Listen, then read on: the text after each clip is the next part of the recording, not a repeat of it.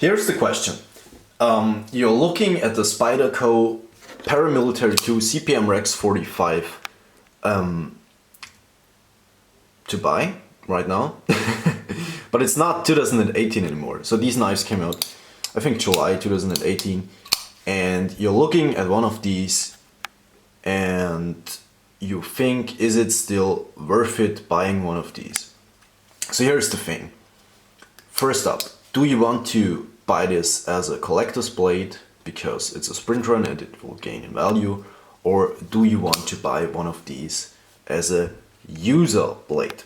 Hey, welcome guys, welcome to this channel. By the way, everything that I say is just my experience with this knife and steel, and you should always compare it to the experience of other people. And I will leave you some good links down in the description box to CPM Rex-45 in general and some testing that other people have done with that kind of steel. So, as I said, do you want to buy one of these as a user or as a collector? So, when they came out over here in Europe, they were as cheap as $174.95. I think that was the best price you could get one of those blades, which was quite a good deal because the CPM S30V version, not plainish, what do you say? Uncoated version, not this one, but the uncoated version back in the days was, or still is, I think 160 euros. So for like a little bit over $10, 10 euros more, you could get one of those CPM Rex-45. And of course they started to increase in value a little bit after that. And they still do. I've seen one of those knives recently on eBay for about $350 US. So some people demand a really high price for these knives because they are not available anymore. Like it is always, that's just how it goes. So if you get one of these for a good price, be aware of one thing. CPM Rex-45 is a steel that will patina very easily, or I should say that will rust very easily, and therefore also patinas really easily.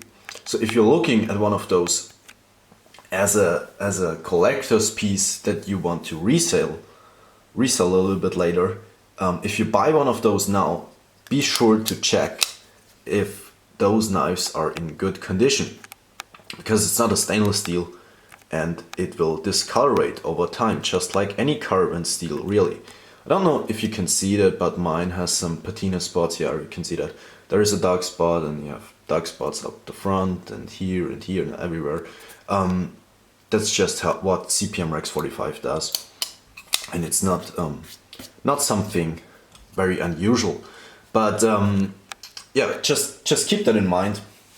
If you buy one of those as a collector's piece, if you buy one of those as a user, it's no big deal at all. You just need to be sure if you put them away for a longer period of time and don't use them anymore, because that's really when carbon steel starts to rust, or yeah, is when you don't use them and just put them away and don't store them properly. So that's the first thing about CPM Rex-45. It's a non-stainless steel. So also it runs at a very high hardness. So the steel comes in, I've heard anything from 64 to 66 HRC and everything in between. So it's a really high, it's a steel that runs at a really high hardness, but it's not brittle or anything. In comparison, for example, to S30V, S30V doesn't run at that high of a hardness, but the edge stability of S30V is not really good. S30V is a steel that chips very easily rather than it rolls, especially when you're cutting harder materials, anything, you know, that has the hardness from wood and everything more, chips S30V quite easily. So S30V usually comes in a lot thicker behind the edge because that steel is not as stable.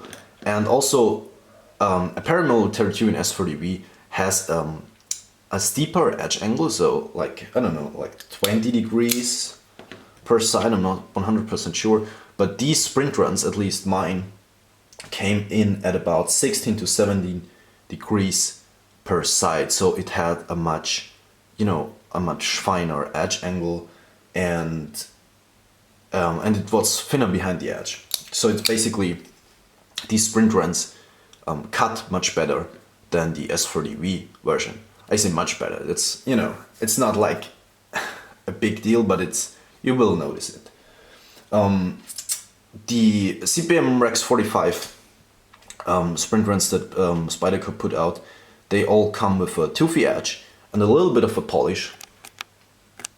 A little bit of a polish right at the edge. I'm not sure if you can see that. Yeah, maybe you can pick this up.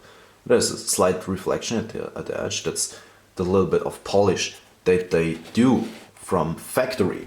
So it's a toothy edge that has a little bit of bite, but it's still slightly polished.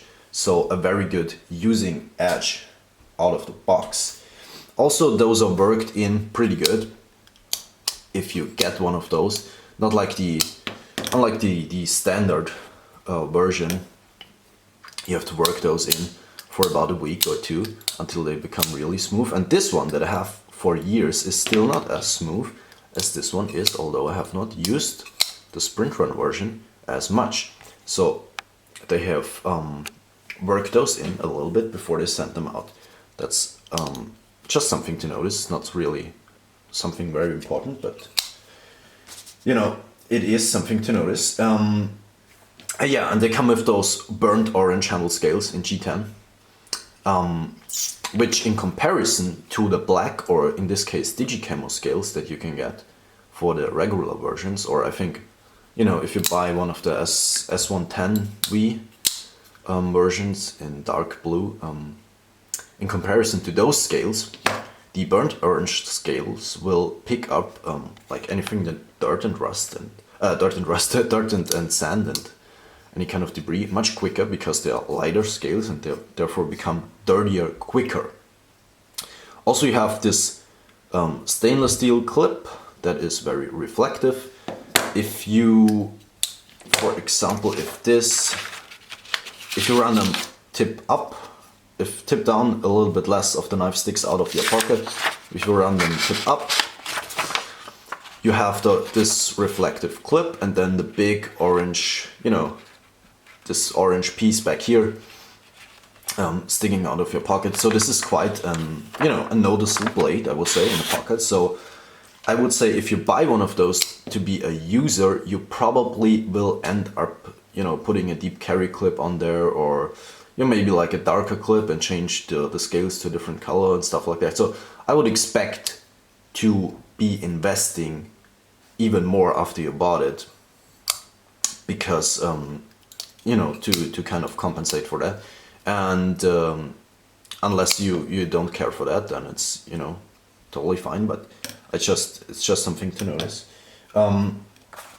It comes in a regular Spyderco box with one of these letters that they put in all of their sprint runs. You can stop here and read if you want to know everything about that CPM Rex-45, you know, everything about that steel. But as I said, I have left you some really good content down in the description box, and you can watch those videos also if you want to learn more about the steel. And also, I have a little bit of experience with this steel because I've tested it a little bit in the time I had it. So, for example, as I said, the edge stability of CPM Rex-45 is very good. It's a very stable steel, and it rolls rather than it chips. For example, here's the thing. One day I accidentally dropped this knife on stones, and it rolled on 2 spots of the edge, and it was extremely easy to take it back to a razor sharpness when I just put it on my sharp maker.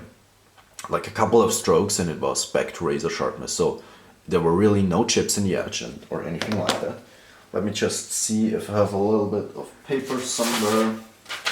So you can see my knife is, after all this time, still there are no chips or anything in it.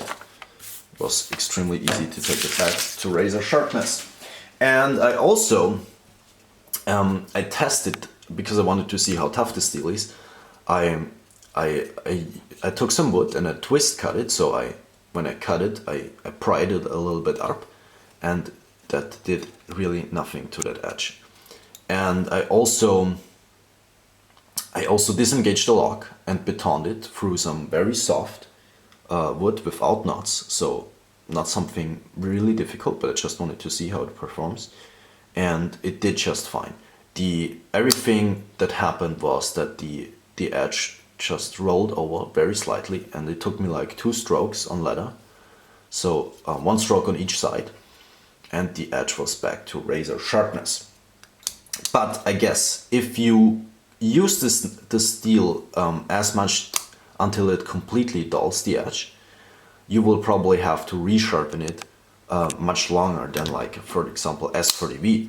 But the thing is, you don't have to resharpen it as often, because S30V has the tendency to chip, and therefore you have to resharpen it much more often, because you can't drop that back anymore. CPM Rex-45 you can maintain with stropping and, like, you know, a couple of strokes on your sharp maker for a much longer time than something like S30V. So this is a tougher edge, a tougher steel that holds the edge for a longer period of time. But if you have this knife blunted dull, you will be investing more time to resharpen it than, for example, S30V.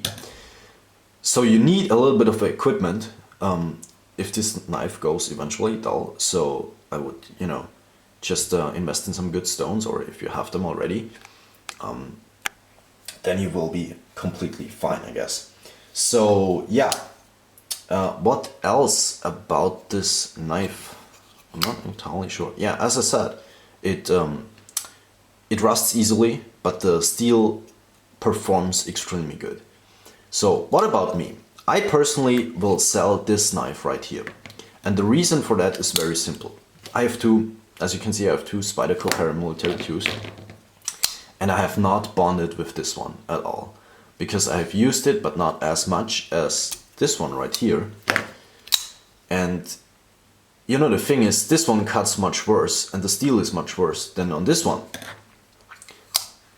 For example, you can see, if I hold them together, you can see how much I resharpened this one right here over the years. So there's the edge is much thicker. It's much thicker behind that edge from all that resharpening.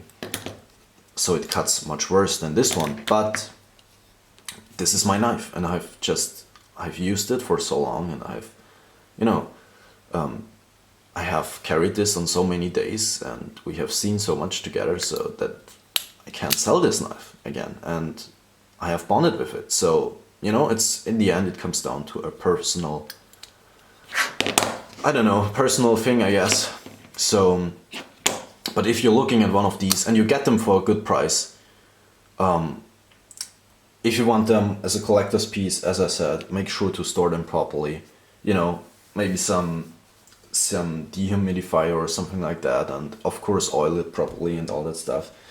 If you're looking at them as a user, this is a perfectly user blade, but you know, I'm not sure if you will be fine with this orange handle scales and that shiny pocket clip for carrying it, if you care about that. As I said, this is just my experience with the knife, and you should compare this with other experience. And yeah, also in the description box I have linked you some good video content, some good knife related content stuff there. And if you want to, in the next couple of weeks I will be doing like a little series where I talk about some old school knives in my possession. And there I drop this bayonet. Some old school knives that I have in my possession, and I will do a little bit of videos like this one right here. You know, videos from the knives from the 90s and early 2000s that I have. I just want to talk about them a little bit more. So if you want to check back. And yeah, that's everything, I think. Have yourself a nice rest of your day, people. Goodbye.